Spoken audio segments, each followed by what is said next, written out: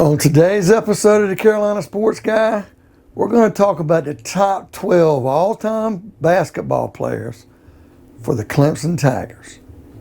Before we get into today's content, if you haven't subscribed, please do so. Doesn't cost anything. Smash that like button, hit the bell notification to be notified of future content like today's video, and by all means, folks, leave me some comments. I'll get back to you as soon as I can.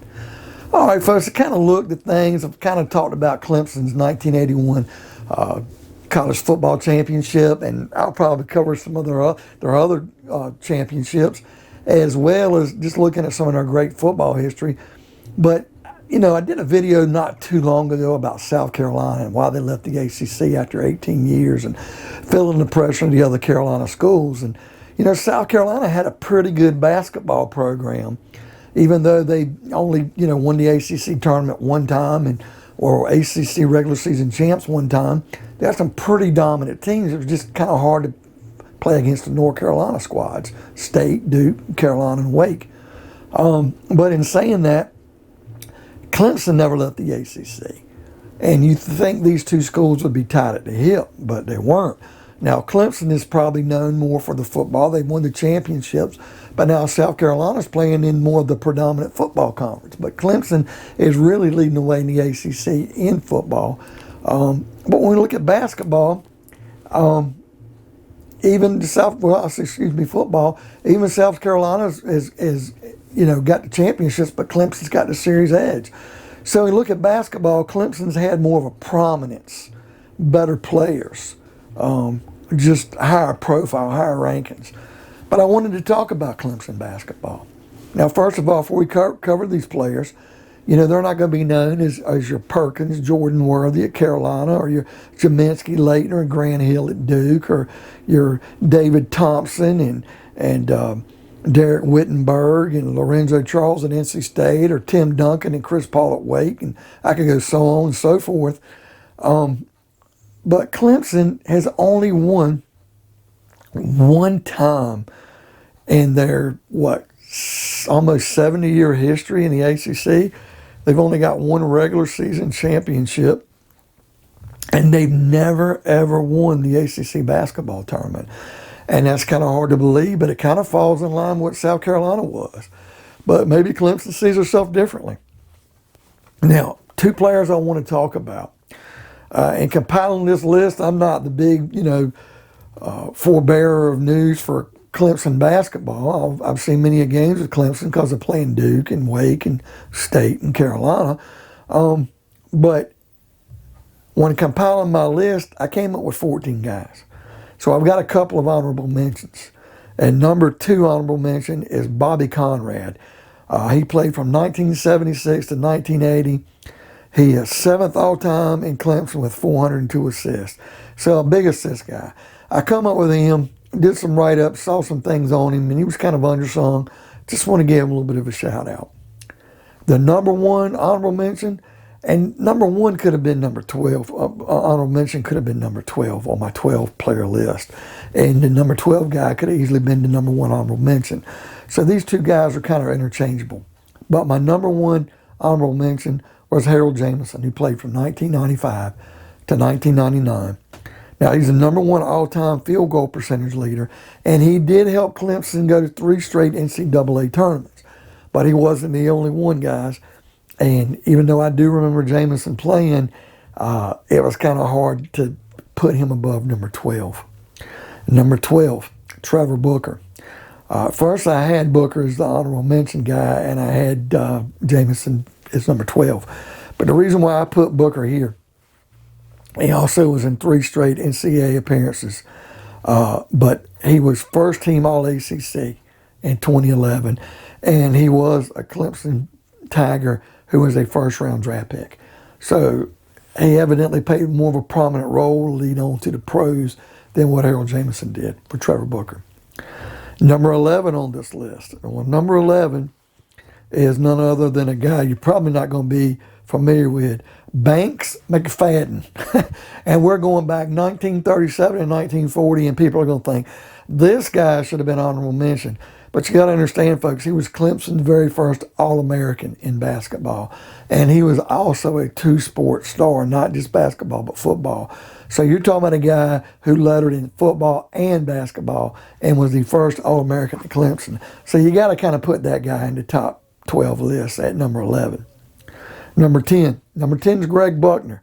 Played from 1994 to 1998. He is the only player for Clemson to be the ACC Rookie of the Year. So that's saying something for Greg Buckner, because Clemson doesn't get Rookies of the Year, and he was the only one. Number 9. Number 9 is Sharone Wright.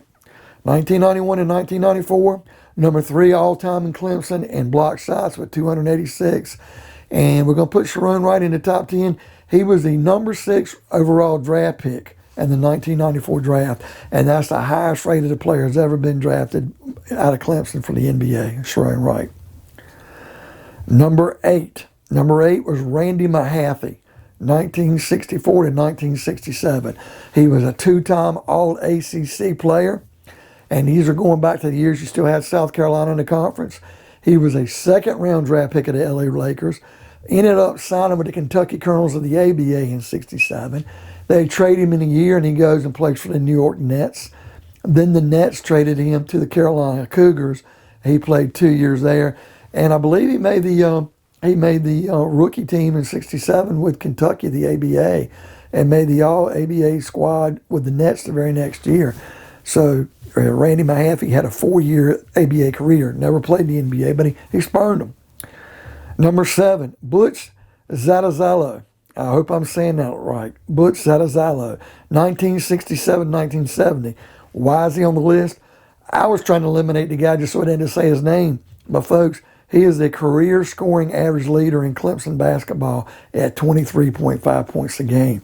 So this guy was in the scorebooks often and all the time. So that's why he's number 7. Number 6, Tyrell McIntyre, 1995-1999, 2nd all-time leading scorer in Clemson history, and he also would help lead them to 3 straight NCAA tournaments. And that's why McIntyre is so high, his scoring ability and leading them to some playoff success. Number 5, this is where we get into the good here. And Clemson's known for some big men. Number 5 is Dale Davis.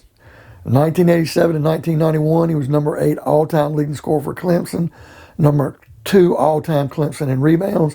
I remember him playing in the NBA for the Indiana Pacers. Had a really prominent career, Dale Davis. Number 4, the great Larry Nance. I believe he played for the Phoenix Suns.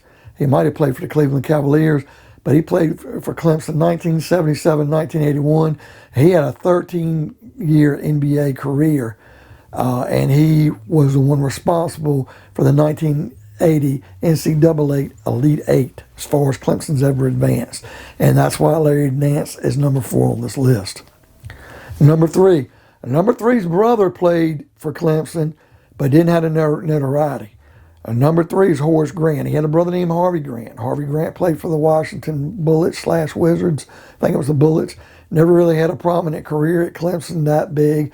NBA career was kind of shortened. But Horace Grant, 1983 to 1987, he's Clemson's only ACC basketball player of the year in 1987. And he also won 4 NBA championships. I know at least 3 of them were with Jordan and the Bulls.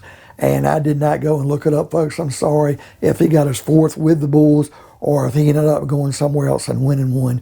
But I know he won 3 with Jordan and the Bulls. Number 2 all-time player for the Clemson Tigers in basketball would be Elden Campbell. Great big man. 1986 to 1990, the leading scorer in Clemson basketball history, 1,880 points. He was the one kind of responsible for leading them to the 1990 ACC regular season title. Although they won the regular season title, they were beaten in the tournament, and they didn't fare too well in the NCAA overall tournament. But had a really good career. I know he played for countless teams in the NBA. I want to say he played for the Lakers. I know he played for the Hornets. And the number 1 all-time player, Clemson Tiger basketball history. Wayne Tree Rollins, 1973 to 1977, career leader in blocks and rebounds at Clemson. Very good big man. Had an 18-year career in the NBA, and most notably, most of those years came for the Atlanta Hawks. And you got to put the man up there, folks. He was a notorious shot blocker, rebounder, defender to play for Clemson. So, folks, what do you think of today's video? Would you put somebody else different on this list for Clemson? Would you move these players around? Especially if you're a Clemson fan, give me some comments. Hit that bell notification, be notified of future content like what's in today's video. Smash that like button, and by all means, folks, subscribe. It doesn't cost anything. I will see you on another episode of the Carolina Sports Guy.